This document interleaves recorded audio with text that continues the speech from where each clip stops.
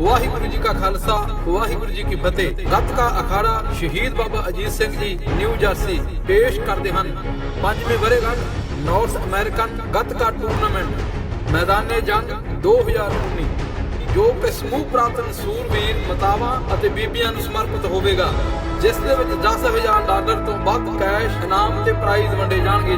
ਇਹ ਮੁਕਾਬਲਾ 14 ਜੁਲਾਈ ਦਿਨ ਐਤਵਾਰ gurdwara Sikh cultural society Richmond Hill New York ਵਿਖੇ ਹੋਏਗਾ। ਪੂਰੇ ਅਮਰੀਕਾ ਅਤੇ ਕੈਨੇਡਾ ਦੇ ਵੱਖ-ਵੱਖ ਸ਼ਹਿਰਾਂ ਤੋਂ ਖਿਡਾਰੀ ਪਹੁੰਚ ਰਹੇ ਹਨ। ਮੁਕਾਬਲੇ ਵਿੱਚ ਭਾਗ ਲੈਣ ਵਾਲੇ ਖਿਡਾਰੀਆਂ ਨੂੰ theyoung.org ਤੇ ਆਨਲਾਈਨ ਰਜਿਸਟ੍ਰੇਸ਼ਨ ਕਰਨੀ ਲਾਜ਼ਮੀ ਹੈ। ਰਜਿਸਟ੍ਰੇਸ਼ਨ ਡੈਡਲਾਈਨ 30 ਜੂਨ ਦੀ ਹੈ। ਸਰਬੱਤ ਸੰਗਤਾਂ ਦੇ ਚਰਨਾਂ ਵਿੱਚ ਬੇਨਤੀ ਹੈ ਕਿ ਗੱਤਕੇ ਮੁਕਾਬਲੇ ਵਿੱਚ ਪਹੁੰਚ ਕੇ ਵੱਧ ਚੜ੍ਹ ਕੇ ਹਾਜ਼ਰੀ ਭਰੋ ਅਤੇ ਖਿਡਾਰੀਆਂ ਦੇ ਜ਼ੋਰ ਵੇਖੋ ਜੀ। ਵਾਹਿਗੁਰੂ ਜੀ ਕਾ ਖਾਲਸਾ ਵਾਹਿਗੁਰੂ ਜੀ ਕੀ ਫਤਿਹ।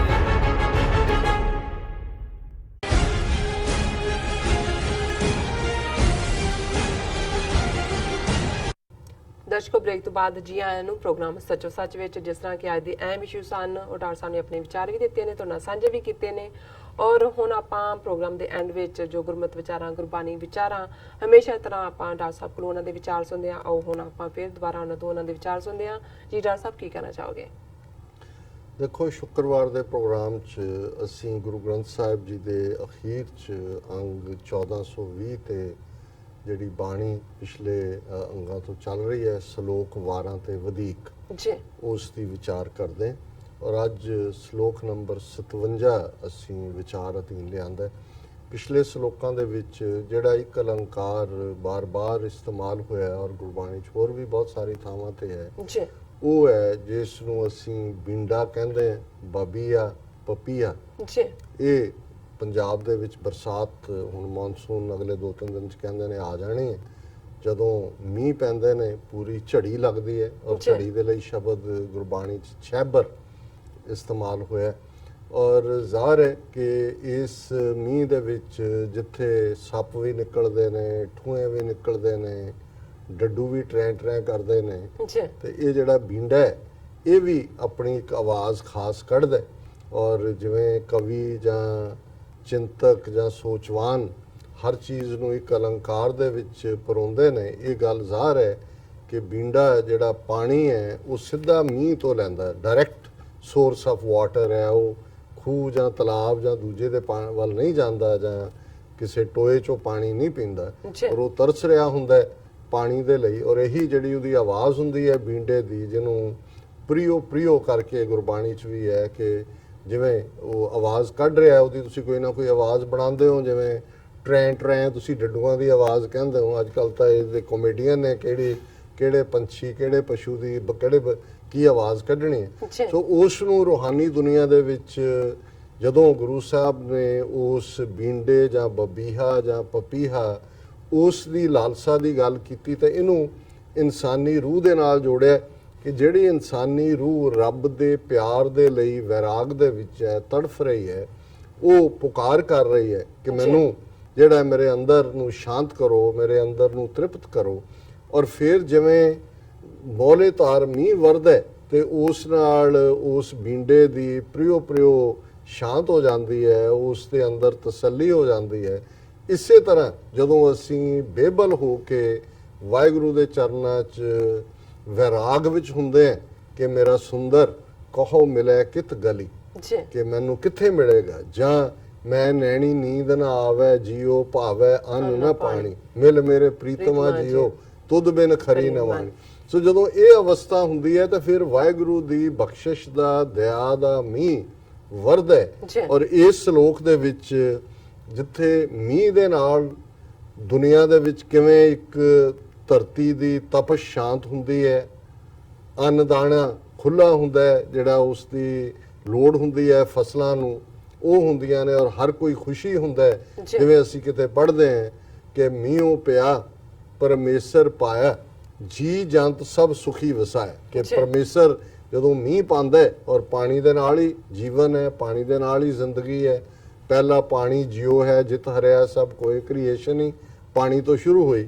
ਔਰ ਇਹ ਸ਼ਲੋਕ ਹੈ, ਧੁਰੋਂ ਖਸਮ ਭੇਜਿਆ ਸੱਚਾ ਹੁਕਮ ਪਠਾਏ, ਇੰਦ ਵਰਸੈ ਦਇਆ ਕਰ ਗੂੜੀ ਛੈਬਰ ਲਾਏ, ਬਾਬੀ ਹੈ ਤਨ ਮਨ ਸੁਖ ਹੋਏ ਜਾਂ ਤਤ ਬੂੰਦ ਮੋਏ ਪਾਏ ਅਨ ਧਨ ਬਹੁਤਾ ਉਪਜੈ ਧਰਤੀ ਸੋਭਾ ਪਾਏ ਅਨ ਦਿਨ ਲੋਕ ਭਗਤ ਕਰੇ ਗੁਰ ਕੈ ਸ਼ਬਦ ਸਮਾਏ ਆਪੇ ਸੱਚਾ ਬਖਸ਼ ਲੈ ਕਰ ਕਿਰਪਾ ਕਰੈ ਰਜਾਏ। ਪਹਿਲਾਂ ਅਸੀਂ ਇੱਥੋਂ ਤੱਕ ਵਿਚਾਰ ਕਰ ਲੈਂਦੇ ਕਿ ਭਾਈ ਜਦੋਂ ਅੰਦਰ ਉਹ ਵੈਰਾਗ ਦੀ ਕਾਂਗ ਛਿੜਦੀ ਹੈ ਤੇ ਉਹ ਹਾਲਤ ਬਣਦੀ ਹੈ ਕਿ ਜਿਵੇਂ ਧਰਤੀ ਜਿਹੜੀ ਤਪਸ ਦੇ ਵਿੱਚ ਹੈ ਉਹ ਪੁਕਾਰ ਕਰਦੀ ਹੈ ਤੇ ਮੀਂਹ ਆਂਦਾ ਧੁਰੋਂ ਖਸਮ ਭੇਜਿਆ ਸੱਚਾ ਹੁਕਮ ਪਠਾਏ, ਕਿ ਜਿਵੇਂ ਉਸ ਅਕਾਲ ਪੁਰਖ ਵੱਲੋਂ ਧੁਰ ਤੋਂ ਮੀਂਹੋਂ ਪਿਆ ਪਰਮੇਸ਼ਰ ਪਾਇਆ, ਉਸ ਮੀਂਹ ਨੂੰ ਭੇਜ ਕੇ ਧਰਤੀ ਨੂੰ ਜੀ ਜਨਤਾ ਨੂੰ ਸੁਖੀ ਵਸਾਉਂਦਾ ਹੈ।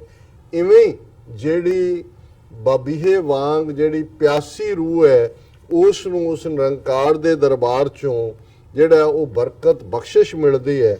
ਇੰਦ ਵਰਸੈ ਦਇਆ ਕਰ ਗੂੜੀ ਛੈਬਰ ਲਾਏ, ਜਿਵੇਂ ਇੰਦਰ ਮੀਆਂ ਨੂੰ ਕਹਿੰਦੇ ਨੇ ਕਿ ਵੀ ਉਹ ਵਰਸਦਾ ਔਰ ਫਿਰ ਪੂਰੀ ਝੜੀ ਆ ਜਾਂਦੀ ਹੈ, ਜ਼ਾਹਰ ਹੈ ਬਰਸਾਤ ਦਾ ਜ਼ਿਕਰ ਹੈ। ਬਾਬੀਹੇ ਤਨ ਮਨ ਸੁਖ ਹੋਏ ਜਾਂ ਤਤ ਬੂੰਦ ਮੋਏ ਪਾਏ, ਜਿਵੇਂ ਬਬੀਹਾ ਉਸ ਸਵੰਤੀ ਬੂੰਦ ਦੀ ਇੰਤਜ਼ਾਰ 'ਚ ਹੁੰਦਾ ਹੈ ਔਰ ਉਹਦੀ ਤਸੱਲੀ ਹੁੰਦੀ ਹੈ ਜਦੋਂ ਮੋਲੇ ਤਾਰ ਮੀਂਹ ਪੈਂਦਾ ਹੈ। ਇਸੇ ਤਰ੍ਹਾਂ ਜਿਹੜੀ ਜਗਿਆਸੂ ਰੂਹ, ਜਿਹੜੀ ਤਾਲਬੇ ਰੂਹਾਨੀ ਇਲਮ ਜਿਹੜੀ ਰੂਹ ਹੈ ਉਸ ਦੇ ਅੰਦਰ ਸ਼ਾਂਤੀ ਮਿਲਦੀ ਹੈ ਉਹਨੂੰ, ਜਾਂ ਤਤ ਬੂੰਦ ਉਹਨੂੰ ਉਸ ਜੀਵਨ ਦਾ ਤਤ ਮੌਲਿਕ ਸੱਚਾਈ ਫੰਡਾਮੈਂਟਲ ਟਰੂਥ ਉਹਨੂੰ ਸਮਝ ਆ ਜਾਂਦੀ ਹੈ। ਅਨ ਧਨ ਬਹੁਤਾ ਉਪਜੈ ਧਰਤੀ ਸੋਭਾ ਪਾਏ। ਹੁਣ ਦੂਸਰੇ ਮੀਂਹ ਦੀ ਗੱਲ ਹੈ ਕਿ ਮੀਂਹ ਪਿਆ ਔਰ ਚਾਰ ਚਫੇਰੇ ਅੰਨ ਔਰ ਧਨ, ਇਹ ਅੰਨ ਹੋਏਗਾ ਤੇ ਧਨ ਹੋਏਗਾ। ਦੌਲਤ ਹੀ ਜਿਹੜੀ ਅੱਜ ਵੀ 65-70% ਦੋਨੋਂ ਮੁਲਕਾਂ 'ਚ ਭਾਰਤ ਪਾਕਿਸਤਾਨ ਦੇ ਵਿੱਚ ਉਹਨਾਂ ਦੀ ਰੋਟੀ ਰੋਜ਼ੀ ਜਿਹੜੀ ਉਹ ਖੇਤਾਂ ਨਾਲ ਜੁੜੀ ਹੋਈ ਹੈ ਔਰ ਇਸ ਦੇ ਨਾਲ ਹੀ ਫਿਰ ਤੁਹਾਡਾ ਜੀਵਨ ਜਾਂਚ ਵੀ ਜੁੜੀ ਹੋਈ ਹੈ। ਅਨ ਦਿਨ ਲੋਕ ਭਗਤ ਕਰੇ ਗੁਰ ਕੈ ਸ਼ਬਦ ਸਮਾਏ ਆਪੇ ਸੱਚਾ ਬਖਸ਼ ਲੈ ਕਰ ਕਿਰਪਾ ਕਰੇ ਰਜਾਏ, ਕਿ ਬਹੁਤ ਲੋਕ ਦਿਨ ਰਾਤ ਬੰਦਗੀ ਕਰਦੇ ਨੇ ਗੁਰੂ ਦੇ ਸ਼ਬਦ ਦੇ ਵਿੱਚ ਸਮਾਣਾ। ਇਹ ਅਕਾਲ ਪੁਰਖ ਦੀ ਬਖਸ਼ਿਸ਼ ਨਾਲ ਹੁੰਦਾ ਹੈ, ਆਪੇ ਸੱਚਾ ਬਖਸ਼ ਲੈ। ਜਿਵੇਂ ਮੀਂਹ ਵੀ ਉਹਦੀ ਰਹਿਮਤ ਦੇ ਨਾਲ ਪੈਂਦਾ ਹੈ, ਇਵੇਂ ਹੀ ਜਿਹੜੀ ਇਹ ਰੂਹਾਨੀ ਪਿਆਸ ਹੈ ਜਦੋਂ ਸਤਿਗੁਰੂ ਆਪ ਬਖਸ਼ ਲੈਂਦੇ ਨੇ ਕਰ ਕਿਰਪਾ ਕਰੇ ਰਜਾਏ, ਜਦੋਂ ਬਖਸ਼ਿਸ਼ ਕਰਦਾ ਹੈ ਤੇ ਫਿਰ ਰਜ਼ਾ ਦੇ ਵਿੱਚ ਜੀਣਾ ਸਿਖਾਉਂਦਾ ਹੈ। ਤੇ ਅਖੀਰਲੀਆਂ 3 ਤੁਕਾਂ ਫਿਰ ਇਨਸਾਨੀ ਰੂਹ ਨੂੰ ਐਡਰੈਸ ਨੇ ਕਿ ਭਾਈ ਤੂੰ ਕੀ ਕਰ, ਹਰ ਗੁਣ ਗਾਵੋ ਕਾਮਣੀ ਸੱਚਾ ਸ਼ਬਦ ਸਮਾਏ। ਕਾਮਣੀ ਹੈ ਔਰਤ ਰੂਹ, ਜਿਵੇਂ ਅਸੀਂ ਸ਼ਬਦ ਹਜ਼ਾਰੇ ਦੇ ਵਿੱਚ ਪੜ੍ਹਦੇ ਹਾਂ ਕਿ ਜਾਏ ਪੁੱਛੋ ਸੁਹਾਗਣੀ ਵਾਹੇ ਕਿਨੀ ਬਾਤੀ ਸ਼ੋ ਪਾਈ ਹੈ, ਜੋ ਕਿਛ ਕਰੇ ਸੋ ਭਲਾ ਕਰ ਮਾਨੀਏ ਹਿਕਮਤ ਹੁਕਮ ਚੁਕਾਈ ਹੈ, ਜਾਂ ਕਹਿ ਪ੍ਰੇਮ ਪਦਾਰਥ ਪਾਈ ਹੈ ਤੋ ਚਰਣੀ ਚਿਤ ਲਾਈ ਹੈ, ਸ਼ੋ ਕਹਿ ਸੋ ਕੀਜੈ ਤਨ ਮਨੋ ਦੀਜੈ ਐਸਾ ਪਰਮਲ ਲਾਈਏ, ਕਿ ਜੋ ਪਿਆਰਾ ਕਹਿੰਦਾ ਆਪਣਾ ਤਨ ਤੇ ਮਨ ਉਹਦੇ ਹਵਾਲੇ ਕਰਨਾ, ਰੱਬ ਦੇ ਅੱਗੇ ਤਨ ਮਨ ਤਨ ਸਭ ਸੌਂਪ ਗੁਰ ਕੋ ਹੁਕਮ ਮੰਨੀਏ ਪਾਈਏ। ਤੇ ਗੁਰੂ ਸਾਹਿਬ ਕਹਿੰਦੇ ਨੇ ਹਰ ਗੁਣ ਗਾਵੋ ਕਾਮਣੀ, ਹੇ ਰੂਹ ਹੇ ਇਸਤਰੀ ਉਹ ਸੱਚਾ ਸ਼ਬਦ ਸਮਾਏ, ਉਸ ਵਾਹਿਗੁਰੂ ਦੇ ਸੱਚ ਰੂਪੀ ਸ਼ਬਦ ਦੇ ਵਿੱਚ ਐਬਜ਼ੌਰਬ ਹੋ ਕੇ ਮਰਜ ਹੋ ਕੇ ਉਸ ਦੇ ਗੁਣ ਗਾਓ। ਭੈ ਕਾ ਸਹਿਜ ਸਿੰਗਾਰ ਕਰਿਓ। ਹੁਣ ਔਰਤਾਂ ਦਾ ਬਹੁਤਾ ਵਕਤ ਮੇਕਅਪ ਤੇ ਜ਼ਾਇਆ ਹੁੰਦਾ ਹੈ, ਤੇ ਇੱਥੇ ਵੀ ਗੁਰੂ ਸਾਹਿਬ ਨੇ ਕਿਹਾ ਵੀ ਜਿਹੜਾ ਰੂਹ ਦਾ ਮੇਕਅਪ ਕਰਨਾ ਹੈ, ਭੈ ਕਾ ਸਹਿਜ ਉਸ ਵਾਹਿਗੁਰੂ ਦੇ ਭੈ ਭਾਵਨੀ ਚ ਰਹਿਣਾ, ਮਾਨੋ ਇਹ ਰੂਹ ਦਾ ਸ਼ਿੰਗਾਰ ਹੈ।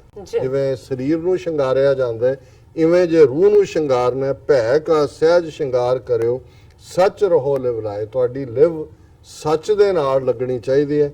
ਨਾਨਕ ਨਾਮੋ ਮਨ ਵਸੈ ਹਰ ਦਰਗਹਿ ਲੈ ਛਡਾਏ। ਗੁਰੂ ਪਾਤਸ਼ਾਹ ਫਰਮਾਉਂਦੇ ਨੇ ਕਿ ਜਦੋਂ ਅਸੀਂ ਭੈ ਦਾ ਸ਼ਿੰਗਾਰ ਕਰਾਂਗੇ, ਸੱਚ ਦੇ ਵਿੱਚ ਸਾਡਾ ਜੀਵਨ ਹੋਏਗਾ, ਹਰ ਗੁਣ ਗਾਵੋ ਕਾਮਣੀ, ਦਿਨ ਰਾਤ ਉਸ ਵਾਹਿਗੁਰੂ ਦੀ ਬੰਦਗੀ ਕਰਾਂਗੇ, ਤਾਂ ਹਰ ਦਰਗਹਿ ਲੈ ਛਡਾਏ। ਉਹ ਵਾਹਿਗੁਰੂ ਇੱਥੇ ਵੀ ਤੇ ਉੱਥੇ ਵੀ, ਜਿਹਨੂੰ ਅਸੀਂ ਕਹਿੰਦੇ ਹਾਂ ਕਿ ਇਹ ਲੋਕ ਸੁਖੀਏ ਪਰ ਲੋਕ ਸੁਹੇਲੇ, ਨਾਨਕ ਹਰ ਪ੍ਰਭ ਆਪੇ ਮੇਲੇ ਵਾਲੀ ਅਵਸਥਾ ਪ੍ਰਾਪਤ ਹੋਏਗੀ। ਜੀ ਡਾਕਟਰ ਸਾਹਿਬ ਤੁਹਾਡਾ ਬਹੁਤ ਬਹੁਤ ਸ਼ੁਕਰੀਆ, ਤੁਸੀਂ ਅੱਜ ਦੇ ਅਹਿਮ ਇਸ਼ੂ ਤੇ ਅੱਜ ਦਾ ਵਿਚਾਰ ਸਾਡੇ ਦਰਸ਼ਕਾਂ ਨਾਲ ਸਾਂਝਾ ਕੀਤਾ। ਇਸ ਤਰ੍ਹਾਂ ਆਪਣੇ ਵਿਊਅਰਸ ਕੋਲ ਨੇ ਇਜਾਜ਼ਤ। ਵਿਊਅਰਸ ਤੁਹਾਡਾ ਬਹੁਤ ਬਹੁਤ ਸ਼ੁਕਰੀਆ, ਤੁਸੀਂ ਆਪਣੇ ਕੀਮਤੀ ਸਮੇਂ ਵਿੱਚ ਸਮਾਂ ਕੱਢ ਕੇ ਸਾਨੂੰ ਆਪਣੇ ਰਾਏ ਤੇ ਸੁਝਾਅ ਭੇਜੇ ਨੇ। ਤਾਂ ਭੇਜਦੇ ਰਹਿਣਾ ਸਾਡੇ ਇਸ ਪਤੇ ਤੇ SOS@TV4.tv ਤੇ ਅਸੀਂ ਆਪਣਾ ਪ੍ਰੋਗਰਾਮ ਲੈ ਕੇ ਫਿਰ ਦੁਬਾਰਾ ਹਾਜ਼ਰ ਹੋਵਾਂਗੇ। ਤਦ ਤੱਕ ਲਈ ਮੈਨੂੰ ਤੇ ਆਪਣੇ ਡਾਕਟਰ ਨੂੰ ਆਗਿਆ ਦਿਓ। ਦੇ ਦੀ ਰੋਟੀ TV4 ਪਲਾ ਦਿਓ। ਫਤਿਹ। ਵਾਹਿਗੁਰੂ ਜੀ ਕਾ ਖਾਲਸਾ, ਵਾਹਿਗੁਰੂ ਜੀ ਕੀ ਫਤਿਹ।